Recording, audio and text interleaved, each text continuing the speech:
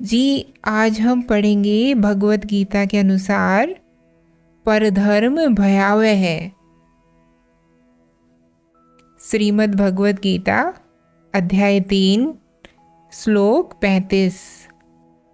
दूसरों के कर्तव्य का भली भांति अनुसरण करने की अपेक्षा स्वधर्म को दोषपूर्ण ढंग से करना भी अधिक कल्याणकारी है।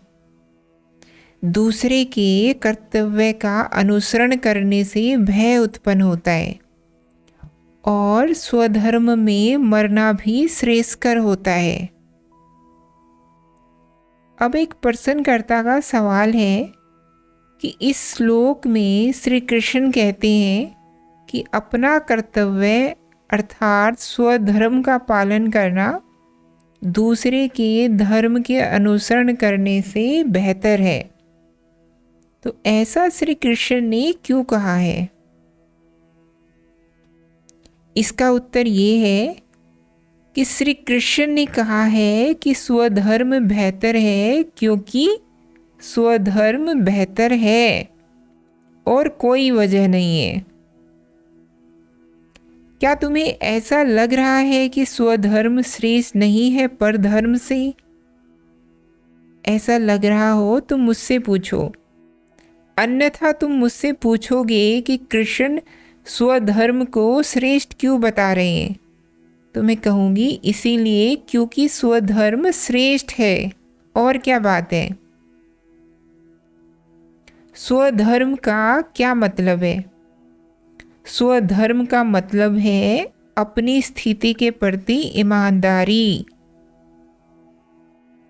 स्वधर्म का मतलब है कि अगर तुम्हारे दाएं हाथ में दर्द है तो दवा दाएं हाथ में लगाओ। और परधर्म का मतलब है कि तुम्हारे घर में सब बाएं हाथ में दवा मलते हैं तो तुम भी बाएं हाथ पर ही मल रहे हो, भले ही दर्द तुम्हारे दाएं हाथ में है। ये है परधर्म। परधर्म का मतलब है वो करना जो दूसरे कर रहे हैं। और दूसरे जो कर रहे हैं वो क्यों कर रहे हैं? क्योंकि उन्होंने भी किन्हीं दूसरों को करते देखा है। वो पागलपन है ना। स्वधर्म का मतलब है, मैं फिर दोहरा रही हूँ, अपनी स्थिति के प्रति ईमानदारी। पता हो कि तुम्हारी हालत क्या है और इसलिए फिर पता हो कि इस हालत में तुम्हें करना क्या है। जो तुम्हारे लिए करना उचित है उसी का नाम है धर्म। तो बहुत सीधी सीधी बात कह रहे हैं कृष्ण। अपनी हालत को देखो। क्या तुम दूसरों का अनुसरण, दूसरों की नकल कर रहे हो? दूसरों को लगी है भूख, वो खा रहा है, और तुम्हें लगी है प्यास। दूसरे की नकल करके अगर खाने लग गए तो प्यास और बढ़ेगी। तो कहते हैं परधर्मो भयावह, भयानक अंजाम होगा दूसरे के धर्म का अनुसरण करने का।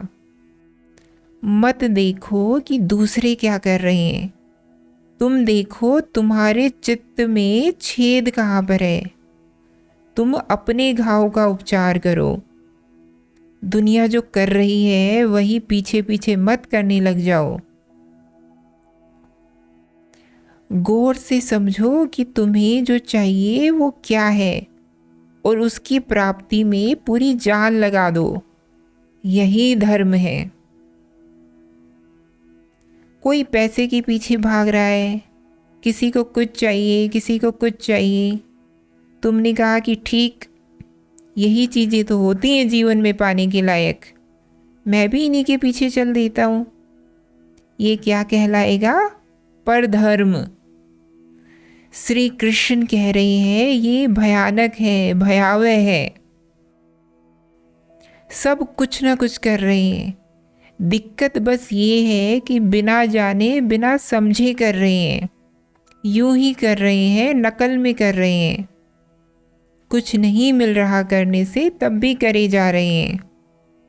अन्यथा ऐसा कैसे होता कि दुनिया में इतने विविध लोग हैं, इतने अलग अलग हैं, फिर भी सब एक जैसा ही कर रहे हैं।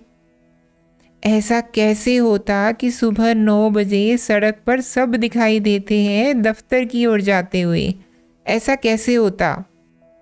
अगर सबको स्वधर्म का पालन करना है तो सब एक ही धर्म का पालन क्यों कर रहे हैं? सब एक ही दिशा में जाते क्यों दिखाई दे रहे हैं? इस स्थिति को श्री कृष्ण कह रहे हैं भयानक स्थिति है ये। सब एक जैसा ही काम कर रहे हैं। अगर सब अलग अलग हैं तो ऐसा कैसे हो रहा है कि सब जिंदगी एक ही तरह की जी रहे हैं और सबको एक जैसी ही चीज़ें चाहिए? और इन चीज़ों ने बड़ा उपद्रव मचा रखा है। कहने को वो चीज़ होती है लेकिन तुम्हारी जिंदगी खा जाती है।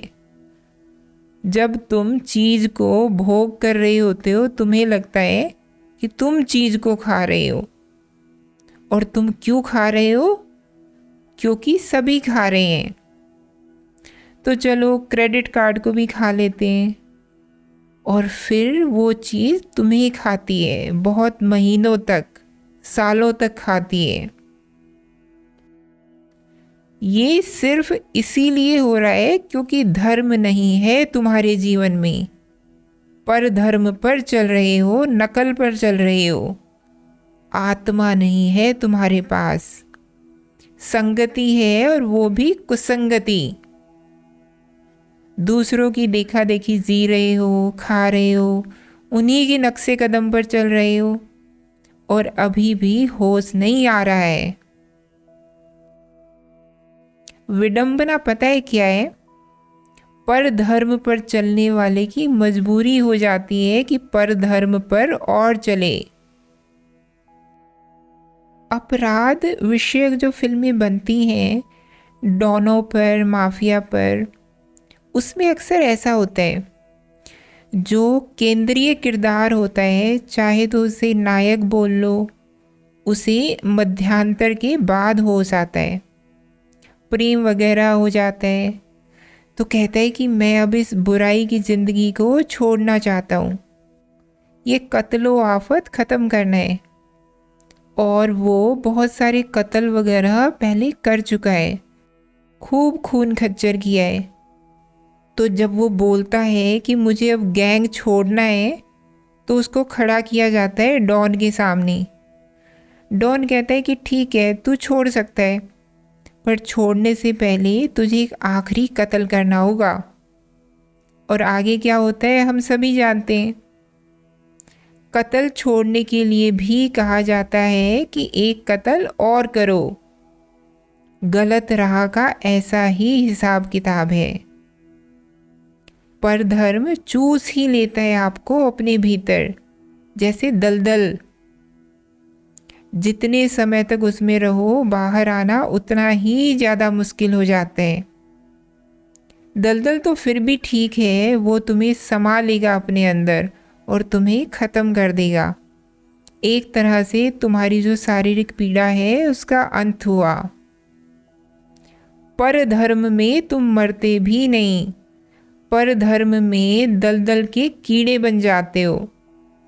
इंसान धंसता जाता है दलदल में, धीरे धीरे वो दलदल का कीड़ा बन जाता है और दलदल में खुश रहना सीख लेता है। इसीलिए भयावह है। तुम मरोगे भी नहीं, तुम जियोगे, दलदल के कीड़े की तरह जियोगे।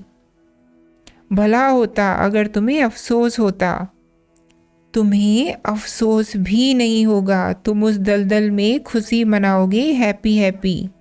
ये परधर्म है। चेत सकते हो तो चेत जाओ। और फिर कहा जाएगा कि स्वधर्म का पालन करो, तो कीड़ा क्या बोलेगा? ठीक है, यहाँ पर समस्या क्या है? किसी ने पूछा मुझसे कि मुक्ति चाहिए क्यों?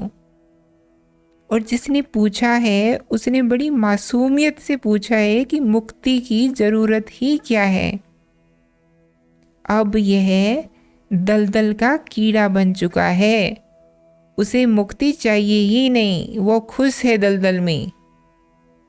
इसको बल्कि मुक्ति दोगे तो ये छटपटाएगा।